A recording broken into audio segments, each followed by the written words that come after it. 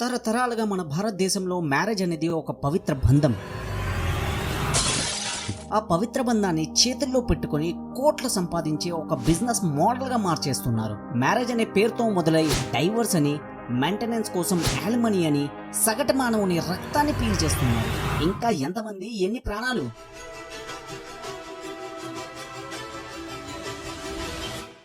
న్యాయం, నిజాయితీ, సమానతత్వం ఇవి నీతి, ధర్మం, రంగు, ఆకారం, చిన్న పెద్ద, ధనవంతులు, పేదవాళ్ళు అందరికీ సరి సమానంగా మన చట్టం ఇచ్చిన హక్కులు. కానీ అదే చట్టం కొన్ని జీవితాలు మార్చేసి ప్రాణాలు తీసే ఆయుధంగా మారితే, ఆధారాలు లేకుండా ఒకే ఒక్క ఆరోపణతో ఒక వ్యక్తి జీవితం నాశనమైతే. The case of Rohan Ravi Khurana versus the state is a classic example of a woman using as a weapon. భారతదేశపు చట్టాలను దుర్వినియోగం చేసి డైవర్స్ కింద డబ్బులను, మెయింటెనెన్స్ కింద డబ్బులను, యాలిమనీ కింద కోట్ల కొద్ది డబ్బులు తీసుకొని రాత్రికి రాత్రి జీవితాలు మారిపోతున్నాయి. అసలు ఇవన్నీ జరగడానికి కారణం ఏంటో కొంచెం జూమింగ్ చేసి చూద్దాం.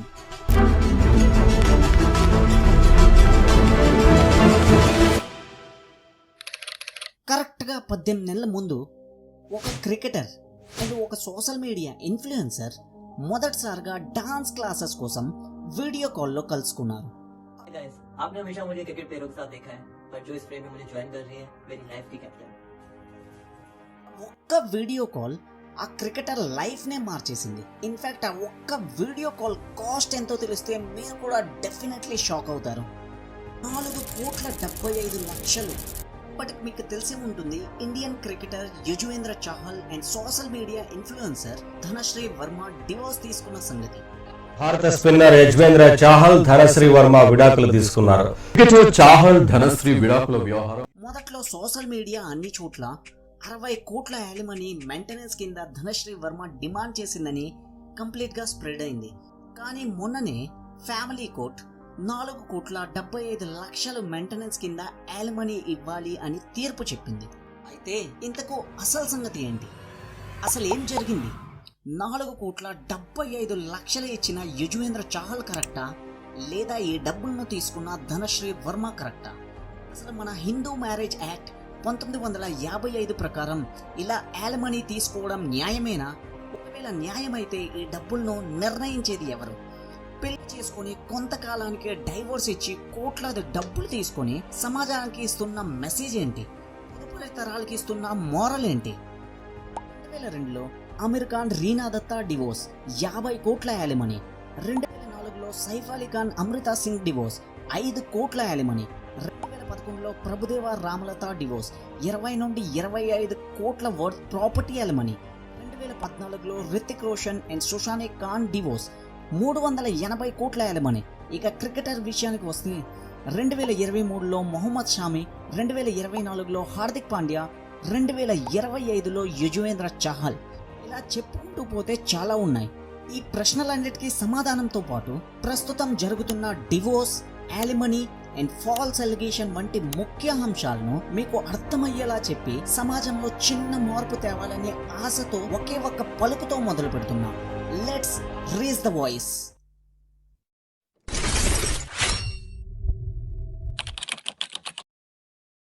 ఈ ప్రశ్నలన్నిటికీ సమాధానం తెలుసుకునే ముందు ఇంతకీ యాలిమనీ అంటే ఏంటో తెలుసుకుందాం. యాలిమనీ అన్న పదం లాటిన్ వర్డ్ యాలిమోనియా నుండి డెరైవ్ చేయబడింది. దాని అర్థం సస్టెనెన్స్, తెలుగులో జీవనోపాధి. యాలిమనీ అనేది విడాకుల తర్వాత ఇచ్చే ఫినాన్షియల్ సపోర్ట్.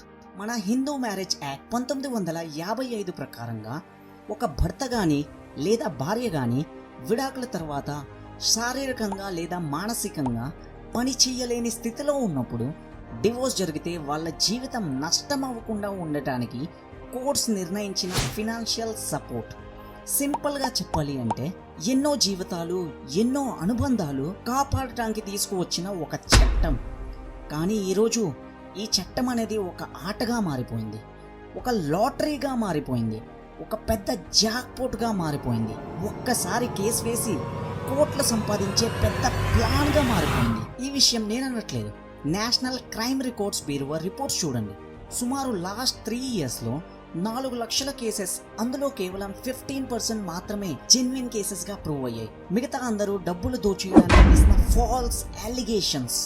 ఇక యాలిమనీ విషయానికి వస్తే 25% యాలిమనీ కేసెస్ ఒత్తిడిపై ఆధారపడి ఉంటాయని రిపోర్ట్స్ చెబుతున్నాయి. అంటే ఎలాంటి ఆధారాలు లేకుండా కథల ద్వారా, నటించే నటనల ద్వారా కోర్టులో తీర్పులు పొంది కోట్లు దోచుకుంటున్నారు.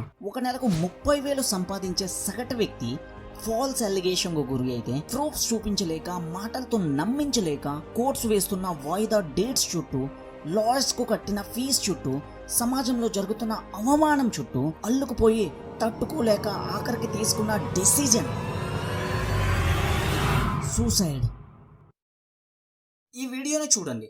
All a person requires 6,16,300 per month. Does anybody spend this much? 6,16,300 రూపాయలు నెలకు మెయింటెనెన్స్ అవుతుందని డిమాండ్ చేస్తున్న ఏ టెక్ జైంట్ కంపెనీలో పనిచేస్తే ఇంత శాలరీ ప్యాకేజ్ వస్తుంది ఒక ఫాల్స్ అలిగేషన్ తప్ప? ఇంకో షాకింగ్, ఈ వీడియోను చూడండి. मेरा नाम अतुल सुभाष है. मैं तकरीबन 34 साल का हूँ. बेंगलोर में रहता हूँ. आज मैं सुसाइड कमिट करने जा रहा हूँ. 24 పేజీల నోట్స్, 90 మినిట్స్ వీడియో ఎవిడెన్స్. ఈ వీడియోలో కనిపించిన వ్యక్తి పేరు అతుల్ సుభాష్. మీలాగా నాలాగా బ్రతికే ఒక సాధారణ వ్యక్తి.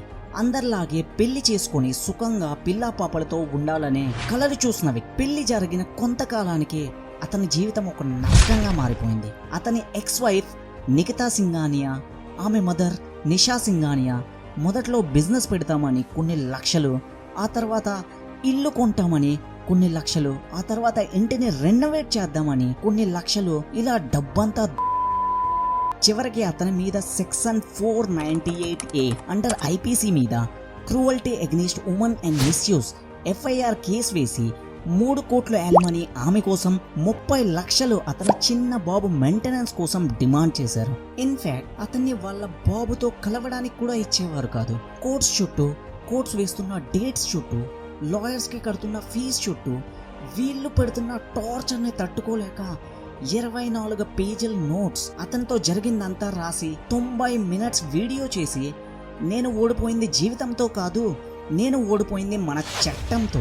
ఈ ఎవిడెన్స్ చూశాక కూడా కోర్ట్స్ ఒక న్యాయమైన నిర్ణయానికి రాలేకపోతే నా అస్తిత్వాలు కూడా కోర్ట్స్ ముందు ఉన్న కాలువలో పారేయండి అని పలుకులు పలికి చివరికి సూసైడ్ చేసుకున్నాడు. సెక్షన్ 498A ఒక చట్టమా లేదా మానవత్వాన్నే చంపే ఆయుధమా? చట్టాన్ని దుర్వినియోగం చేసి న్యాయంతో మోసం, రక్షణ కోసం వచ్చిన చట్టం ఈరోజు అన్యాయంగా మారింది. 498A ఒక ఉమెన్ ప్రొటెక్షన్ లా, కానీ ఇప్పుడు ఒక రివెంజ్ టూల్గా మారిపోయింది. డౌరీ డిమాండ్ చేయకపోయినా కూడా false cases, blackmails, threatenings, innocent husbands జైల్లో, పేరెంట్స్ సిబ్లింగ్స్ సఫరింగ్స్లో, కోర్ట్స్లో బ్యాటిల్స్, కెరియర్లో హర్డల్స్, డిప్రెషన్స్, ఆఖరికి జరిగేది సూసైడ్స్. ఈ రోజుల్లో ఈ చట్టం ఒక స్వాడ్ లాగా పనిచేస్తుంది. జస్టిస్కి పెయిన్, రివెంజ్కి gain. Indian divorce act 1869, Christian law act divorce తర్వాత ఎక్స్ వైఫ్కు మాత్రమే ఎలిమనీ ఇవ్వాలి అని, Islamic marriage act, Muslim personal law, Shariat application act 1937లో కూడా మహర్, ప్రీ డిసైడెడ్ మనీ, ఇద్దత్, ఫిక్స్డ్ టర్మ్ మనీ ఎక్స్ వైఫ్కు మాత్రమే దొరకాలి అని, హిందూ మ్యారేజ్ యాక్ట్ 1955లో కూడా సెక్షన్ 24 ప్రకారం కోర్ట్ కన్ఫర్మ్ చేసాక పర్మనెంట్ ఎలిమనీ ఇవ్వాలి అని క్లియర్గా చెప్తున్నాయి. ఏ చట్టాలైతే మానవత్వం కాపాడటానికి స్థాపించారో అదే చట్టాలు దుర్వినియోగం చేసి కొంతమంది కొన్ని జీవితాలను నాశనం చేస్తున్నారు. ఒక్క హిందూ మ్యారేజ్ యాక్ట్ 1955లోనూ మాత్రమే భర్త కానీ భార్యకు కానీ డివోర్స్ ఇచ్చాక యాలిమనీ మీద సమాన హక్కులు ఉన్నాయని చెబుతుంది. కానీ నిజానికి చూస్తే news papers, news channel, broadcasting, courts and TV ఛానల్స్లో ఒక భర్త భార్యకు యాలిమనీని డిమాండ్ చేయడం ఎప్పుడైనా చూసారా? చట్టాల కోసం, ఈ సెక్షన్ల కోసం అన్నీ విన్నాక మన లాస్ట్ క్వశ్చన్, యుజ్వేంద్ర చాహల్, ధనశ్రీ వర్మలో ఎవరు కరెక్ట్? ఎవరు చేసింది ఇంతకీ న్యాయమైన పని? యాలిమనీ అనేది ఒక హక్కు. ఆ హక్కుని కట్టుబాటులో ఉంచడానికి కొన్ని రూల్స్ ఉన్నాయి. ఆ రూల్స్లో ముఖ్యమైనవి financial dependence, sacrificed career for marriage, long-term marriage breakdown, health issues or disability, age factor or employment difficulty, children custody, unfair and sudden abandonment. ఈ 7 రూల్స్ విన్నాక కొంచెం పాజ్ చేసి ఈ ఒక్క వీడియోను చూడండి.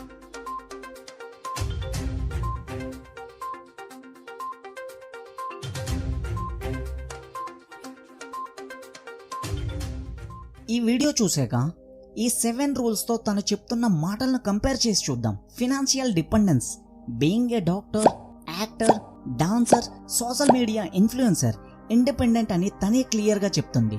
That means not satisfied. Second point, sacrificed career for marriage, dance classes, acting, shows, Instagram videos అన్నీ అలానే ఉన్నాయి. Nothing sacrificed. That means not satisfied. Long term marriage break down, only 18 months. That means not satisfied. Health issue or disability, nothing, not satisfied. Age factor or employment difficulty. In fact, limelight కి వచ్చి shows and contracts ఎక్కువ దొరుకుతున్నాయి కాబట్టి not satisfied. Children custody, వాళ్ళకి పిల్లలు లేరు కాబట్టి ఇది కూడా not satisfied. Unfair and sudden abandonment, ఈ ఒక్క పాయింట్ మాత్రం మనము డిసైడ్ చేయలేం because it's completely about personal life. ఈ డిఫరెన్స్ చూపించాక 4,75,00,000 ఇండిపెండెంట్ అని చెప్తున్న ఉమెన్ తీసుకోవడం జస్టిఫైడా? తను చేసింది రాంగా లేదా కరెక్టా అనేది మీ వంతుకే వదిలేస్తున్నా. అలా అని ఈ చట్టాలను ప్రతి ఉమెన్ దుర్వినియోగం చేస్తున్నారు అని నేను అనట్లేదు. ఎంతోమంది మ్యూచువల్ డిసిజన్గా డివోర్స్ తీసుకున్న తర్వాత కూడా వాళ్ళు ఇండిపెండెంట్గా పని చేయగలరు అని యాలిమనీను రిజెక్ట్ చేసిన వాళ్ళు కూడా ఎంతో మంది ఉన్నారు. అందులో సమంత గారు తీసుకున్నది చిన్న నిర్ణయం కాదు.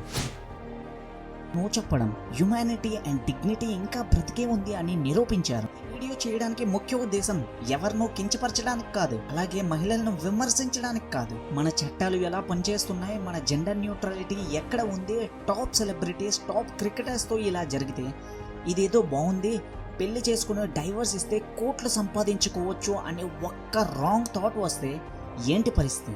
సెలబ్రిటీస్, క్రికెటర్స్ దగ్గర డబ్బుంది, ఓకే. సాధారణ వ్యక్తికి ఇలా జరిగితే అతని పరిస్థితి ఏంటి? నిజమైన ఇన్నోసెంట్ విక్టిమ్స్కు న్యాయం చేయాలి, ఫాల్స్ అలిగేషన్స్ తగ్గాలి, చట్టాల్లో మార్పు రావాలి, యాలిమనీ పేరుగా చేస్తున్న మోసాన్ని అరికట్టాలి.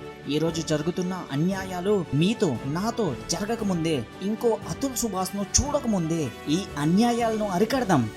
Let's raise the voice together. ఈ వీడియోను అందరికీ అందేలా షేర్ చేయండి. అలాగే మీ ఒపీనియన్ ఏమైనా ఉంటే కామెంట్స్లో తప్పనిసరిగా తెలియజేయండి. ఇలాంటి మరిన్ని వీడియోస్ కోసం ఈ ఛానల్ని సబ్స్క్రైబ్ చేయండి. జై హింద్, వందే మాతరం.